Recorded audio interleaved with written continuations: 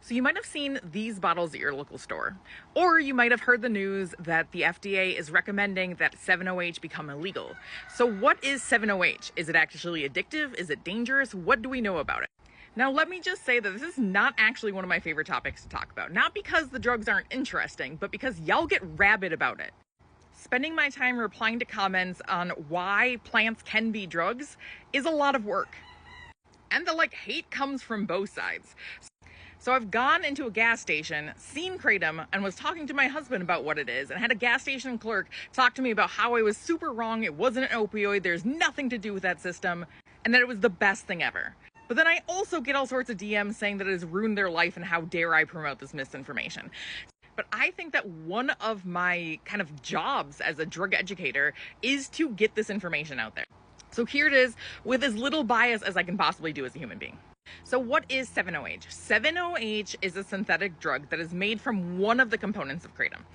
So the main psychoactive component, the main thing that's producing its effects in Kratom is mitragynine. And it makes up about 2/3 of the mass. Now, it also has 7-hydroxymitragynine in it, but this is in very small amounts, so we're talking about less than 2%. But what people have done is they've taken that 7-hydroxymitragynine and they've actually made new drugs with it. And they're selling these drugs as kind of dietary supplements that you can buy at a variety of local stores. And they are found in shots, there are sometimes pills that you can put underneath your tongue. There are also gummies, there are a variety of different ways that they sell these. And the claims on it say that they will help relax you, they will increase your mood, they increase focus. They also work as a workout supplement according to the actual packaging of this. But that packaging is not regulated.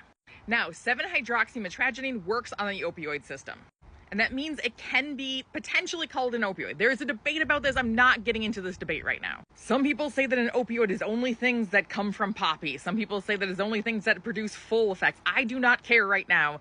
It primarily works in the opioid system. It is an opioid.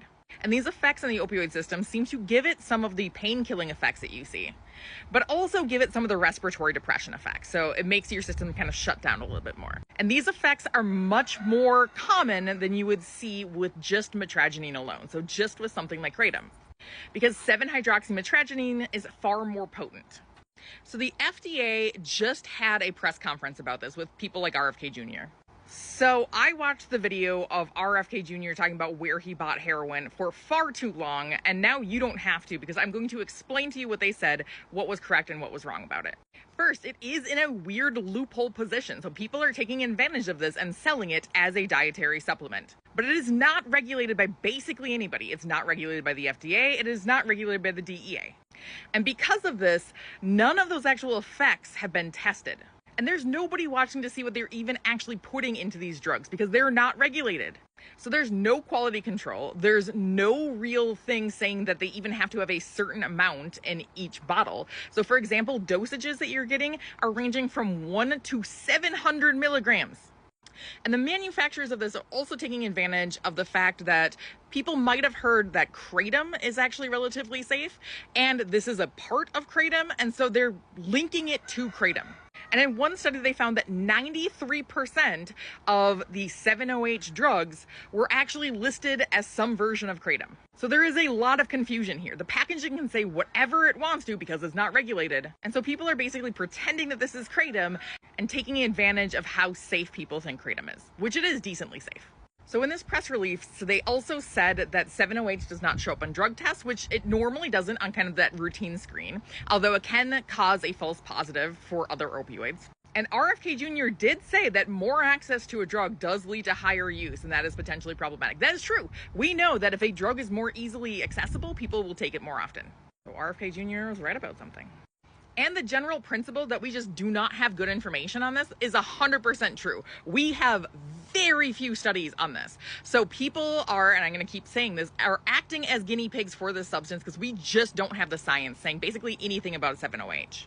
But then there's this bout of information about how potentially dangerous it is. So there have been no overdoses from 7-OH. And actually a reporter directly asked them that, and they just kind of skirted the question.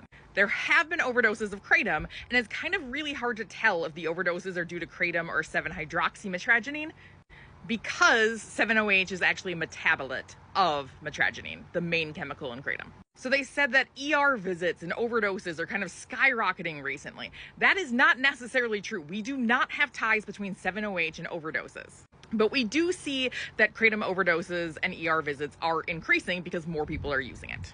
They also framed this as a drug that is linked to the opioid epidemic. We do not have any evidence that suggests that 7-OH is actually making the opioid crisis worse. And in fact, we don't even have good evidence that 7-OH is actually that addictive. Now, what we do have is only animal studies. And the animal studies say that rats are more likely to actually give themselves to self-administer, to start taking 7-OH versus mitragynine. But in other studies, it says that both mitragynine and 7-OH did not actually lead to changes in this reward functioning of the brain.